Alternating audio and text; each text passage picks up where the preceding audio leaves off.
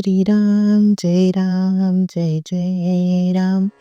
श्री सद्गुरु ब्रह्मचैतन्य गोंदवलेकर महाराजांचे प्रवचन. 25 मार्च. प्रपंच केवळ कर्तव्य कर्म म्हणून करावा. एका माणसाला विडी ओढण्याचे फार व्यसन होते.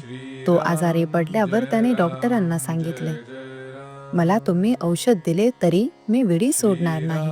त्याचा डॉक्टर फार हुशार होता. त्याने त्याला एक गोळी देऊन विडी ओढण्यापूर्वी ती तोंडात धरीत जा म्हणून सांगितले. त्या गोळीमुळे विडीच्या तंबाखूचे विष त्याला बाधत नसे. तसे आपण प्रपंच करताना वागले पाहिजे. प्रपंच आम्हाला सुख देईल ही आमची कल्पनाच नाहीशी झाली पाहिजे. म्हणजे प्रपंचाची हावही कमी होईल आणि नंतर कर्तव्यापुरतेच आम्ही प्रपंचात राहू. जोपर्यंत प्रपंचाकडे आमची दृष्टी आहे तोपर्यंत आम्हाला समाधान काल त्रयही मिळणे शक्य नाही. प्रारब्धाने प्रपंच आला आहे, तो कर्तव्य कर्म म्हणून करीत जा, पण त्यात सुख मिळणार आहे या कल्पनेने तो करू नका. प्रपंची लोकांचा स्वभाव फार विचित्र आहे. त्यांना खरे सांगितले तर ते आवडत नाही. वास्तविक आपण प्रपंचातले संबंधी लोक कामापुरते एकत्र जमतो. 5 जण मिळून प्रपंच बनतो. त्यामध्ये प्रत्येक जण स्वार्थी असतो. मग सुख एकट्यालाच मिळणे कसे शक्य आहे? नुसता प्रपंच तापदायक नाही, आकुंचित प्रपंच तापदायक आहे. आपले खरे समाधान भगवंताजवळ आहे ही खूणगाठ पक्की बांधून प्रपंचात वागा. ज्याप्रमाणे व्यापारात नफा व्हावा म्हणून व्यापार करतात, तो होत नसेल तर व्यापारात काहीच तथ्य नाही. तसेच प्रपंचात समाधान हा नफा आहे.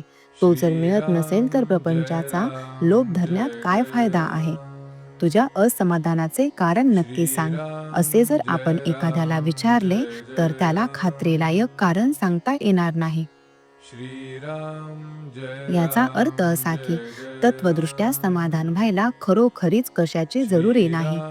पण ही गोष्ट कुणाला पटत नाही. आहे त्या अवस्थेमध्ये आपले समाधान टिकत नाही आणि पाहिजे ती वस्तू मिळाली तरी आपण पूर्ण सुखी होत नाही. कैदेतल्या माणसाला मी सुखी आहे असे वाटणे कधी शक्य आहे का? तशी प्रपंची माणसाची अवस्था आहे. खरोखर प्रपंचात समाधान आनंद मिळत नाही हे अगदी सर्वांना कळते. परंतु शहरातले लोक केवळ अभिमानामुळे आणि खेड्यातले लोक अज्ञानामुळे जसे वागायला पाहिजे तसे वागत नाहीत. या प्रपंचात राहून सुद्धा भगवंताचे प्रेम आणि समाधान आम्हाला कसे मिळविता येईल याचा आपण आधी विचार करायला पाहिजे.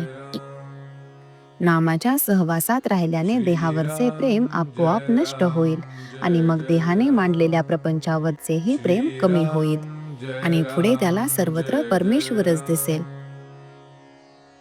प्रपंच सुखाचा करणे याचेच नाव परमार्थ हो. श्रीराम जय राम जय जय राम. श्रीराम जय राम जय जय राम. श्रीराम जय राम जय जय राम.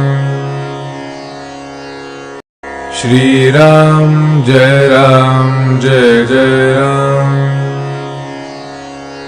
श्रीराम जय राम जय जय राम.